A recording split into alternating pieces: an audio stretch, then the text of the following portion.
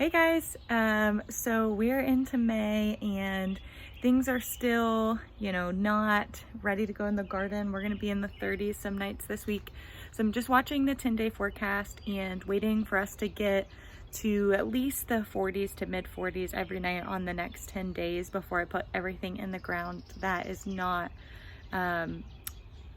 cold hardy. I think that's the word I was looking for, but here we are. But what I did notice yesterday, we had a huge storm, is that this is actually under a part of our gutter that probably needs cleaned or something. Water was pouring out of it. And so you can kind of see all the dirt splashing out of it. It's like splashing so bad, it's getting on our door over there. I don't know if you can see that very well.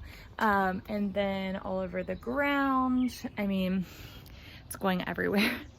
So you can see in my pots here, like my sage is not doing very good because it just got drenched yesterday. All the roots are showing, so that's not good. The dirt is moved off of it, so I might need to start some new sage out here.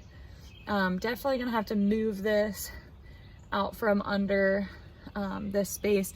Same with my thyme here, which is really sad because this was looking pretty good. So I'm just gonna try to cover the roots back up, which is just kind of depressing here. Let's see.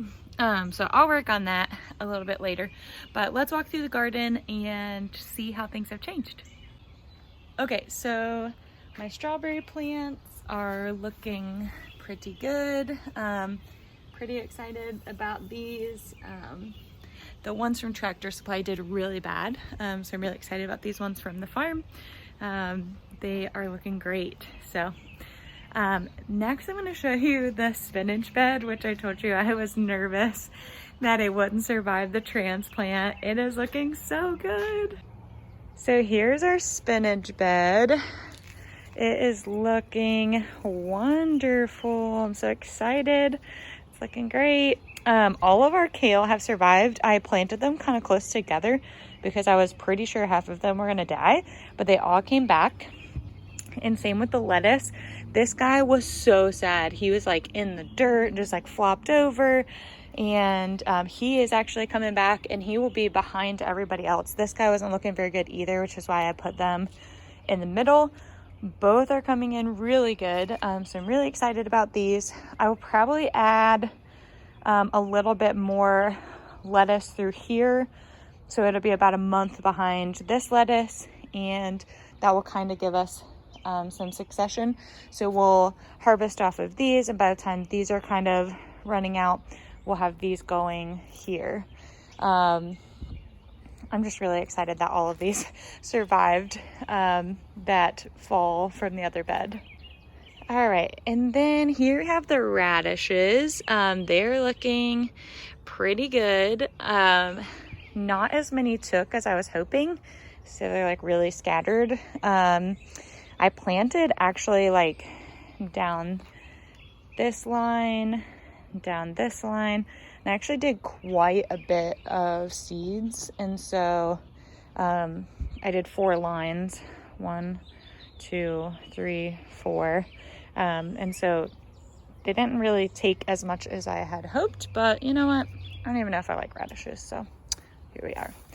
Let's talk about the potatoes. So I have a few potatoes coming up here, a few here, and then this one is looking wonderful. So these are the potato stalks, and I'll probably do a video on it later, but I'm gonna add dirt to this so that more potatoes can come in here. That's why I didn't put very much dirt in these, because you actually want to get more dirt on top of them once they start getting here, so that the potatoes can grow in there. All right, and then here's this one. So those are all looking really good. I'm really excited. I can't believe that the potatoes are actually coming in. I was kind of nervous that I wasn't gonna get any. And then you guys watched me transplant the tomatoes. So let's take a look at those. We also added, since our last video, let me turn around here so you can see it. We added these cattle panels. So we just got these cattle panels at Tractor Supply and we put them on some 6-foot stakes.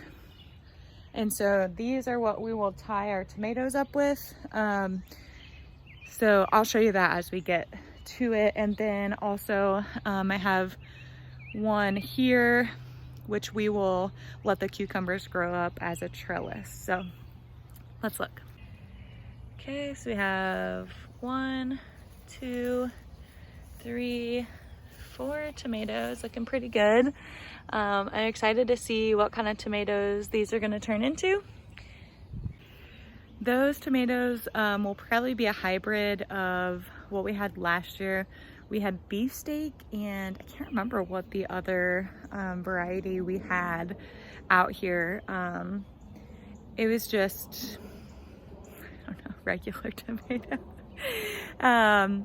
And so I know it wasn't Roma, but I can't remember what it was, honestly. And so I am excited to see what we get there. Not all my tomatoes are doing that great, and so I'm just happy to have some volunteers so I don't have to start more tomatoes. And then our broccoli and cauliflower, I don't know what happened to them, but they have definitely died. Or so I think, I don't know. Let's look at them. All right, so here's our broccoli and cauliflower. These guys are not looking too good. I think they either got eaten by something or, to be honest, I don't really know. They did not like being in that bed for whatever reason. I don't know. I probably put them in when they were too little or something, or I should have just direct sown them. I don't know. Whatever. You live and you learn. So that is actually the second cauliflower and broccoli starts I did out there. I can't remember what happened to the first ones.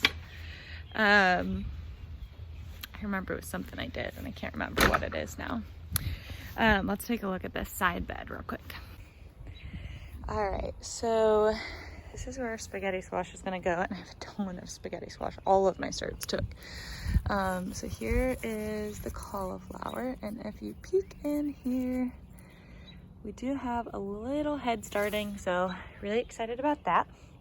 Our kale is doing awesome. We've already harvested off of that once, and we showed that in a video. And then our onions are looking pretty good. Let's see here if you can see this. So those aren't doing too bad. And then our garlic's looking pretty good over there. The carrots are just gone. I mean, every time I put seeds in, a mole comes through. Just so frustrating. And all of the starts, like all the little sprouts that we have, get ruined. Here's like our one lone carrot that's left. I mean, we might have one way over there by that random garlic that, I mean, there is literally nothing here. So that's hilarious. We'll have just one little baby carrot. I don't know what I'm gonna do with this space. I'll find something to put in there. I actually did see a method of putting carrots in where you actually put a board over them until they sprout to keep the seeds from moving. So that might be something that I try in the future, but this year I'm probably just gonna skip on the carrots and put something easy in there, and just use the space up, maybe peppers or something. So we'll see.